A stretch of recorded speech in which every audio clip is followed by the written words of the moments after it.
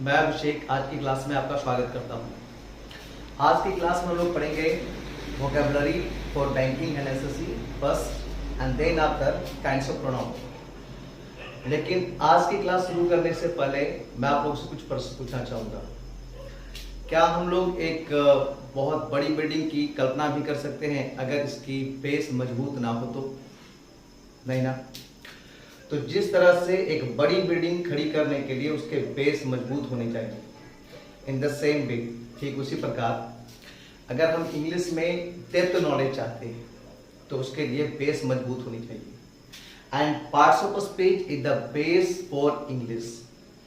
Okay, तो इसे हमें अच्छी तरह से सीखना है, अदरवाइज हम लोग आगे बहुत सारे कंफ्यूजन को जनरेट कर सकते हैं। ओके, तो कंफ्यूजन ना हो इसके लिए पार्ट्स ऑफ स्पीच बिल्कुल क्लियर होनी चाहिए। तो एसेंशियली इसे आप लोग सीखें। Now first we are going to learn about the vocabularies. The first word meaning is relish. RELISH। Relish मतलब होते हैं चस्का। It's a noun. रिलीज का मतलब जब चस्का होंगे तो यह नाउन होंगे, और रिलीज का मतलब जब मजा लेना होगा तो that will be a verb. तो उस समय वह काम होगा, काम होगा तो वह वर्ब होगा। हाँ, एक बात और, अगर रिलीज को हम लोग नाउन के रूप में यूज करते हैं तो उसके साथ प्रीपोजिशन फॉर आते हैं या कभी कभी ऑन भी आते हैं। और अगर रिलीज एक वर्ब के रूप में यूज होता है तो इट डजंट टेक प्रीपोजिशन, तो ये प्रीपोजिशन नहीं लेता है। सेंटेंस देखें। The sentence is I have no relish for hunting animals.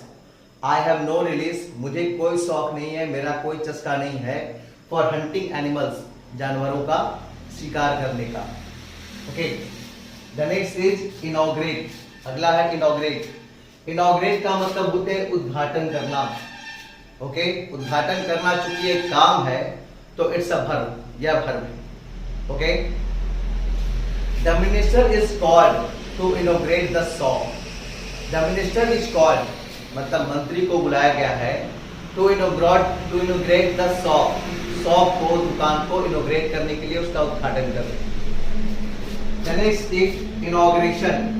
Inauguration का मतलब होते हैं उद्घाटन या शुभारंभ। Okay, it was a big inauguration, या एक बहुत बड़ी उद्घाटन थी, जिसे हम कह सकते हैं ग्रांड इनॉग्रेशन। ग्रांड इनॉग्रेशन मतलब भव्य उद्घाटन। Okay, the next is include. Include का मतलब होता है समावेश करना या जोड़ना, एंड इट्स अ वर्ब, ये वर्ब है। ओके, इंक्लूड से बने हैं including, and it's a preposition, ये प्रीपोजिशन है। इंक्लूडिंग, इंक्लूडिंग मतलब होता है समावेश करते हुए या जोड़ते हुए। जैसे मैं कहूंगा इंक्लूडिंग मी, याद रखें कि प्रीपोजिशन के बाद नाउन और प्रोनाउन आता है। तो इंक्लूडिंग मी मतलब मुझे जोड़ते हुए या मुझे जोड़कर। There were 15 people including me. There were 15 people including me. मुझे जोड़कर या मुझे मिलाकर 15 people थे। ओके, मतलब उन 15 में मैं भी सम्मिलित था। एक्सक्लूड का मतलब होते हैं अलग करना या निकालना, इट्स अ वर्ब, ये भी वर्ब है। और इसी से बने हैं excluding, it's preposition. Excluding preposition है। एक्सक्लूडिंग का मतलब होते हैं को छोड़कर। तो बोलेंगे देयर वर 20 पीपल एक्सक्लूडिंग मी, मुझे छोड़कर 20 पीपल थे। मतलब मुझे छोड़कर 20 पीपल थे, मतलब मैं लग जाऊंगा तो एक और बढ़ जाएंगे। मुझे छोड़कर 20 पीपल थे, अगर मुझे सम्मिलित हो जाएगा तो मुझे सम्मिलित कर लिया जाएगा तो 20 + 1 हो जाएंगे। ओके, तो मुझे छोड़कर 20 पीपल थे। The next is extol. Extol का मतलब होते हैं प्रशंसा करना। तो प्रशंसा करने के कुछ और भी वर्ड मीनिंग है जिसके सिनों के तौर पर आएंगे। एक्सटॉल मतलब प्रशंसा करना, एडमायर मतलब प्रशंसा करना, प्रेज मतलब भी प्रशंसा करना, अप्रिशिएट मतलब भी प्रशंसा करना होते हैं। ओके, तो द टीचर, सेंटेंस देखते हैं लोग। The teacher always admires good students. The teacher always admires, शिक्षक हमेशा प्रशंसा करते हैं गुड स्टूडेंट्स, अच्छे छात्रों की। एडमायर से बने हैं एडमायरेबल, और प्रेज से बने हैं प्रेजवर्दी। ओके, तो एडमायरेबल और प्रेजवर्दी का मतलब होते हैं प्रशंसनीय या प्रशंसा के योग्य, सराहनीय, या फिर सराहने योग्य, एंड दैट्स एडजेक्टिव, ये एडजेक्टिव है। योर वर्क इज प्रेज वर्दी, आपका काम प्रेज वर्दी मतलब प्रशंसनीय है, ओके, काबिले तारीफ है कह तो these are the word meanings. Now we are going to get about the kinds of pronoun.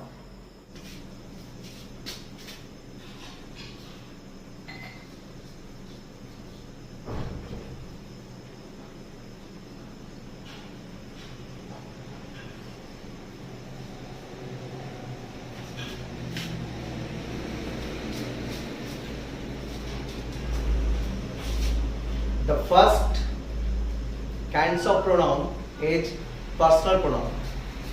पहला kinds of pronoun है personal pronoun.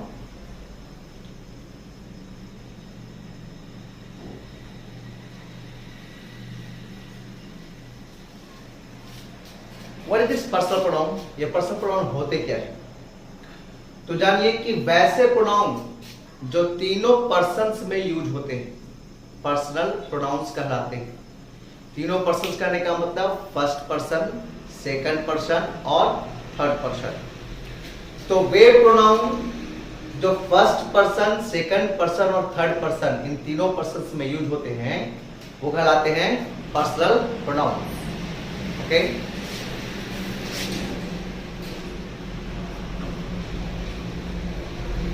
The pronounce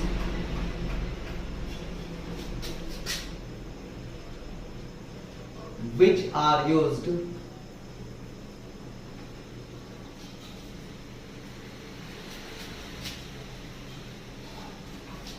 in three persons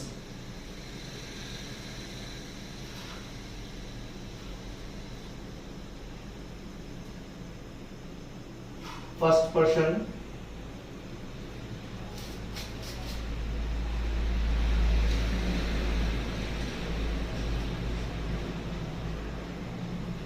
second person and third person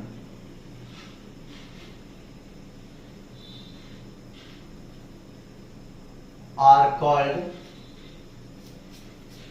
personal pronoun.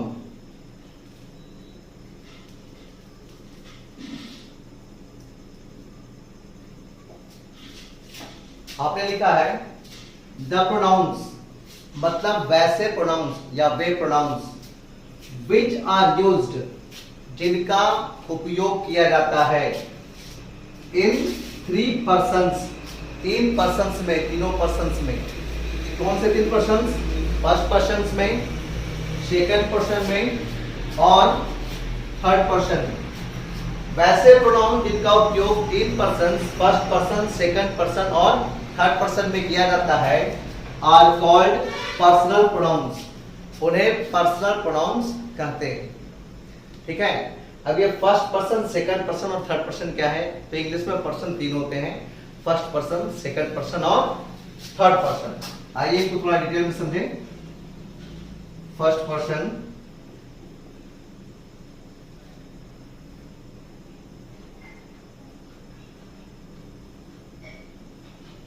Second person और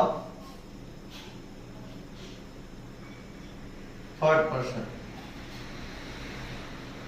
जानिए किसे कहते हैं first person, second person और third person?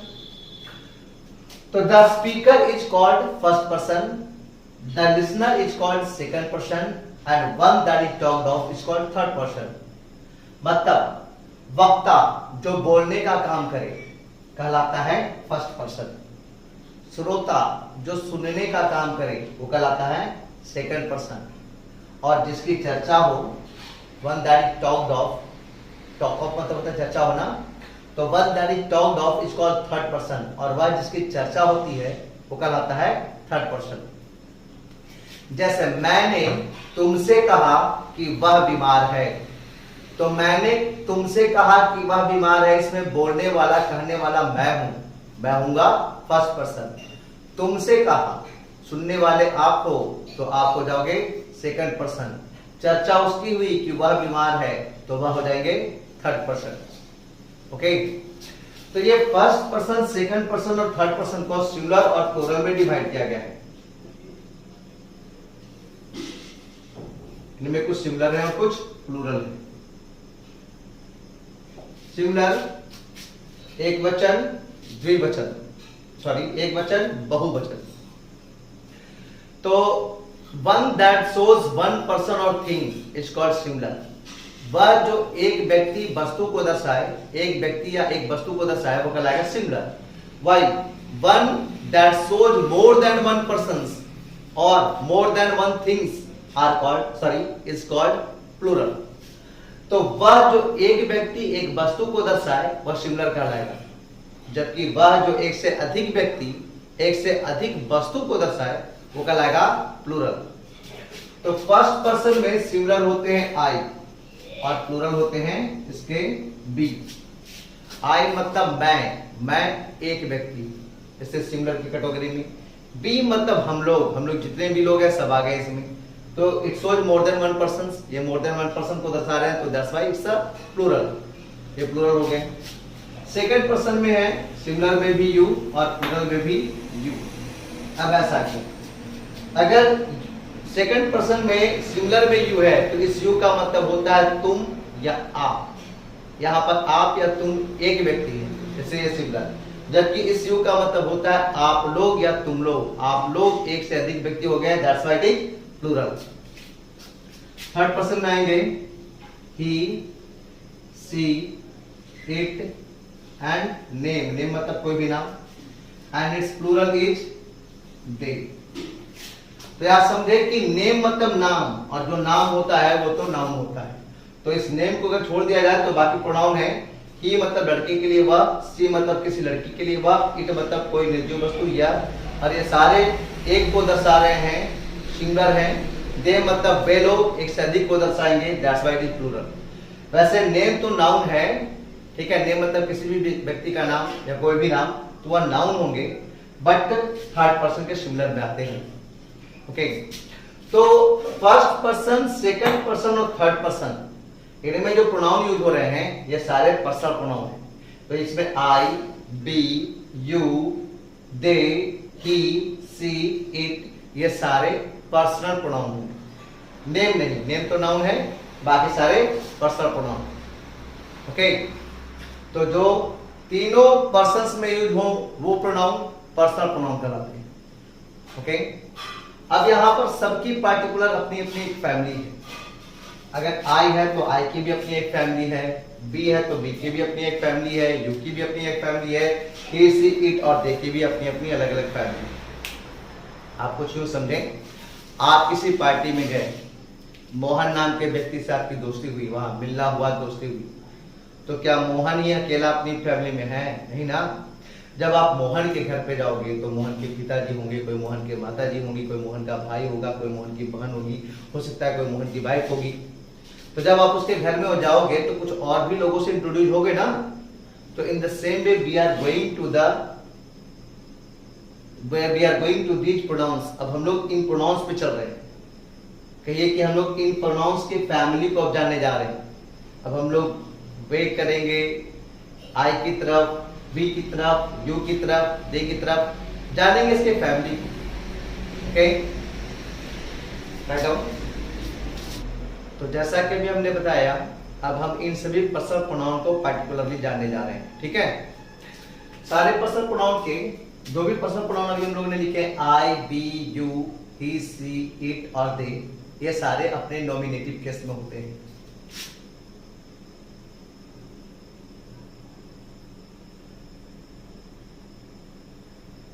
Nominative case, इनके हम लोग लिखेंगे पजेसिव एडजेक्टिव भी,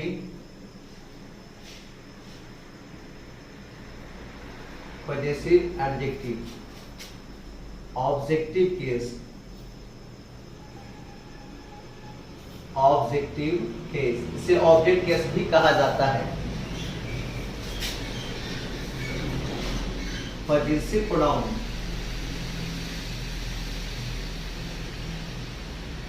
possessive pronoun, and at last emphatic and reflexive pronoun.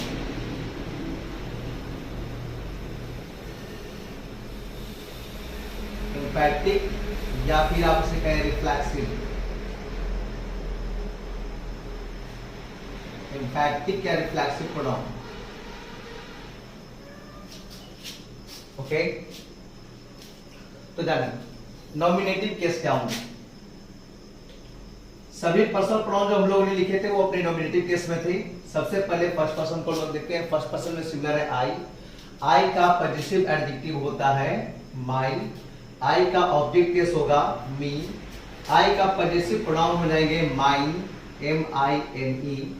और आई के एम्फैटिक या रिफ्लेक्सिव प्रोनाउन हो जाएंगे my self, my self. Okay, याद है आपको मैंने बताया था कि सिमिलर अगर प्रोनाउन है तो सेल्फ और प्लूरल प्रोनाउन होंगे तो उनके साथ सेल्फ लगाते हैं। आई चूंकि सिमिलर है तो इसके साथ सेल्फ लगाया है हम लोगों ने, ठीक है। आप फर्स्ट पर्सन के प्लूरल में होते हैं बी। बी का पॉजिटिव एडजेक्टिव हो जाएंगे आवर। बी का ऑब्जेक्ट केस हो जाएंगे अस। पॉजिटिव प्रोनाउन बी के हो जाएंगे आवर्स, OURS, आवर्स। और बी के एम्फैटिक या रिफ्लेक्सिव प्रोनाउन हो जाएंगे, क्योंकि बी प्लूरल है इससे यहाँ पर सेल्फ की जगह सेल्फ होंगे और हो जाएंगे we our, us ours, our self, SELVES, our self. देखिए हमने इसे प्लूरल में लिखा है because we is plural pronoun, क्योंकि ये प्लूरल प्रोनाउन। अब आते हैं हम लोग यू पे। यू के पॉजिटिव एडजेक्टिव हो जाएंगे योर। ऑब्जेक्ट केस हो जाएंगे यू। बी सब्जेक्ट केस में भी यू होता है और ऑब्जेक्ट केस में भी यू ही होता है। पॉजिटिव प्रोनाउन हो जाएंगे योर्स। और इसके एम्फैटिक या रिफ्लेक्सिव प्रोनाउन दो होते हैं। एक होते हैं योरसेल्फ और दूसरा होते हैं योरसेल्व्स। योरसेल्फ और योरसेल्व्स, ऐसा क्यों? क्योंकि यू सिमिलर भी है और प्लूरल भी। अगर यू का मतलब तुम या आप होंगे तो वो सिमिलर होगा, और सिमिलर के लिए तुम और आप के लिए यहाँ पर स्वयं या खुद का स्पेलिंग एम्फैटिक या रिफ्लेक्सिव प्रोनाउन में आएंगे योरसेल्फ। और यू अगर प्लूरल होगा जिसका हिंदी तुम लोग या आप लोग होंगे तो उस समय इनके रिफ्लेक्सिव या एम्फैटिक प्रोनाउन हो जाएंगे योरसेल्व्स। ओके, तो यू के साथ सेकंड पर्सन कंप्लीट होता है। हम लोग आते हैं थर्ड पर्सन पे। ही का पॉजिटिव एडजेक्टिव हो जाएगा हिज। ऑब्जेक्ट किस हो जाएंगे हिम, ठीक है। पॉजिटिव प्रोनाउन हो जाएंगे हिज। और इसके एम्फैटिक या रिफ्लेक्सिव प्रोनाउन हो जाएंगे हिमसेल्फ।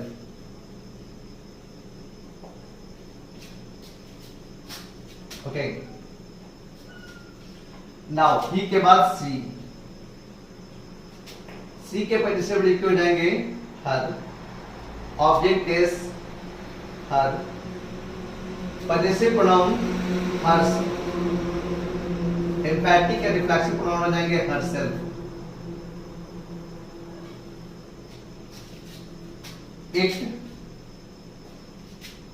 इट का पॉजिटिव एडजेक्टिव हो जाएंगे इट्स।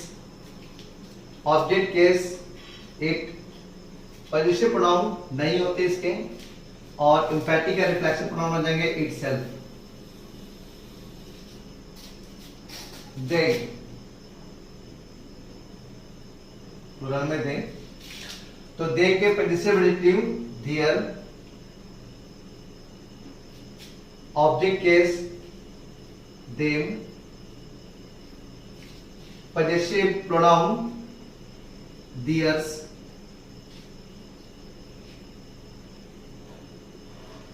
और एम्फैटिक या रिफ्लेक्सिव प्रोनाउन हो जाएंगे themselves।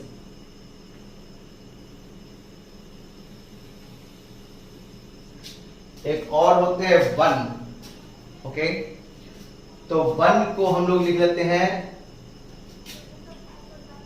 वन, वंस, ONE, अपॉस्ट्रोफ के बाद एस लिखेंगे।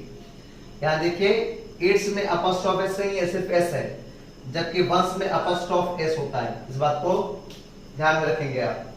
One, ones, object case one, okay, और इसके पॉजिटिव प्रोनाउन नहीं होते हैं, और एम्फैटिक प्रोनाउन हो जाएंगे वन सेल्फ।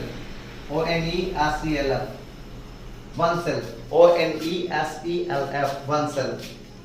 तो फिर से एक बार देख ले हम लोग, I, my, me, mine, myself, we, our, us, ours, ourselves, you, your, you, yours, your self, yourselves, he, his, him, his, himself, she, her, her, hers, herself, it, its, it, itself, they, their, them, theirs, themselves, one, one's, one, और उसके positive pronoun नहीं होते हैं और reflexive या एम्फैटिक हो जाएंगे, one self. अब इनमें प्रोनाउन कौन कौन है ये देखिए, ये सारे के सारे पर्सनल प्रोनाउन हैं, वन को छोड़ दिया जाए, ये सारे पर्सनल प्रोनाउन हैं, I, we, you, he, she, it, they, personal pronoun है। ये सारे भी पर्सनल प्रोनाउन ही हैं, बस ये पर्सनल प्रोनाउन के ऑब्जेक्ट केस हो जाएंगे, ये सारे पर्सनल प्रोनाउन के ऑब्जेक्ट केस हैं। जबकि आगे आप पढ़ोगे पॉजिटिव प्रोनाउन, जैसा कि आपको मैंने लिस्ट लिखवाया तो पॉजिटिव प्रोनाउन में था और रिफ्लेक्सिव और एम्फैटिक प्रोनाउन भी उनमें था। ओके, बात रह गई इसकी, तो ये प्रोनाउन ना होकर के एडजेक्टिव है। ओके, ये सारे पॉजिटिव एडजेक्टिव हैं। इधर mine, ours, yours, his, hers, theirs, ये सारे पॉजिटिव प्रोनाउन हैं। My self, our self, your self, your self, him self, her self, it self, them self, ये सारे एम्फैटिक या रिफ्लेक्सिव प्रोनाउन हैं। Okay, now it's very necessary to remember it, इसको याद रखना बहुत ही ज्यादा जरूरी है। तो write it down and remember it also. Right, now there are 7 sentences before you where we are going to pick out pronoun. अब आपके सामने 7 सेंटेंसेस है जहां हम लोग प्रोनाउन को चुनने जा रहे हैं। First sentence, she hates me, वह मेरे से नफरत करती है। She is the personal pronoun, जैसा अभी आपने देखा पर्सनल प्रोनाउन में भी यह सब्जेक्ट केस है, नॉमिनेटिव केस है, and hates me, me is the object case, me यहाँ पर ऑब्जेक्ट केस है, दोनों पर्सन के लिए यूज होते हैं। Okay, you admire him, you second person है, ही का ऑब्जेक्ट केस है हिम। ठीक है, तो ये first person, second person, third person में यूज होने वाले पर्सनल प्रोनाउन है। यू सेकंड पर्सन है और हिम जो है, ओके, ही का ऑब्जेक्ट केस हिम है, थर्ड पर्सन का object case. Do you like it, इसमें यू और इट प्रोनाउन है। ओके, इट जो है वो ऑब्जेक्ट केस में है और यू सब्जेक्ट केस में है। ओके, ये पर्सनल प्रोनाउन का सब्जेक्ट केस और ये पर्सनल प्रोनाउन का ऑब्जेक्ट केस। ये पर्सनल प्रोनाउन सब्जेक्ट केस, ये personal pronoun object case, he का ऑब्जेक्ट केस, सब्जेक्ट केस और ये object case. Does Mohan know they, Mohan चूंकि एक नाम है तो नाम है तो ये नाउन होगा, लेकिन दे का ऑब्जेक्ट केस देम, ये पर्सनल प्रोनाउन है, ऑब्जेक्ट केस में लिखा हुआ। दोज बॉल्स आर डियर्स, यहाँ बॉल्स नाउन है, वस्तु का नाम है ये, और नाउन के पहले आकर उसको वह क्वालिफाई कर रहा है तो ये एडजेक्टिव। ठीक है, नाउन्स के पहले आकर जो वर्ड उसे क्वालिफाई करे, मतलब उसकी विशेषता बताए, वो एडजेक्टिव होता है। आर वर्ब है और दियर्स, ये दियर्स जो है वो प्रोनाउन है। दो बॉल्स आर, वे सब बॉल हैं, दियर्स मतलब उन लोगों के, वे सब बॉल उन लोगों के हैं। अगर बॉल उन लोगों के हैं तो उन बॉल पर अधिकार भी उन लोगों का हुआ, और ये अधिकार को दर्शाने वाला पजेसिव प्रोनाउन होंगे। देखिए आप लिस्ट में देख लें या अभी जो चार्ट मैंने बताया उसमें भी दियर्स देखिएगा, दे, दियर्स, दे, दियर, देम, दियर्स आ रहे हैं पजेसिव प्रोनाउन में। ओके, ये possessive pronoun. This building is his, यहाँ बिल्डिंग भवन एक नाम है तो नाउन है, और नाउन को क्वालिफाई करने वाला दिस यहाँ पर ये एडजेक्टिव। ओके, और हिज जो है यह प्रोनाउन है। ठीक है जी, यह बिल्डिंग उसका है, किसका है? उसका, यानी बिल्डिंग पर अधिकार भी उसका हुआ। जब बिल्डिंग उसकी है तो बिल्डिंग पर अधिकार भी उसका होगा, और यह अधिकार को दर्शाने वाला पजेसिव प्रोनाउन होंगे। Okay, they came here by train. यहाँ पर देखिए दे जो है वर्ब के पहले आने वाले सब्जेक्ट है। सब्जेक्ट दो ही चीज हो सकता है, या तो नाउन या तो प्रोनाउन, और दे किसी का नाम है नहीं, तो यह नाम नहीं है तो नाउन नहीं है, बल्कि क्या होगा ये प्रोनाउन। सब्जेक्ट सिर्फ दो ही चीज हो सकता है, या तो नाउन या तो प्रोनाउन, और यहाँ पर अगर ये नाउन नहीं है तो दूसरा ऑप्शन क्या होगा ये प्रोनाउन। कैसा प्रोनाउन? तो वर्ब के पहले आ रहा है, सब्जेक्ट केस होगा, पर्सनल प्रोनाउन है अपने सब्जेक्ट केस में, और कोई इसमें प्रोनाउन नहीं। तो आज की क्लास में हम लोगों ने पर्सनल प्रोनाउन को सीखा, लेकिन थोड़ी बहुत चर्चा वजह प्रोनाउन की भी कहीं कहीं हुई है। अगले प्रोनाउंस को हम लोग अगली क्लास में सीखेंगे।